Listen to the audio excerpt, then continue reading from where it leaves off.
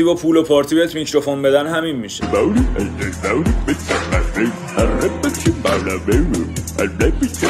خانواده مدیری مایه ننگ هنر ایران. ویدیو رو تو اینستا زیاد میبینی. سوالی که پیش میاد اینه چرا تو کامنت ها اینقدر هیت میدن؟ این آهنگی که داره اجرا میشه یا آهنگ داستان محوره. توی آهنگای داستان محور شاعر میاد یه کاراکتر میسازه و از زبون اون کاراکتر حرف میزنه. خب این چیز جدیدی نیست. ما توی ادبیاتمون هم همچین چیزی رو داریم. برای مثال شاهنامه. مثلا مولانا این کارو انجام داده. رپ فارسی میبینید افرادی مثل سورنا، داستان‌نامه‌ای به فرزند این کارا رو انجام دادن. ولی خب نزدیکترین مثالی که میتونم براش بزنم یه گروهی بود به اسم کاکوبند. چیزی که اونا میخوندن فقط یه حس و ریتم بود، هیچ معنی نداشت.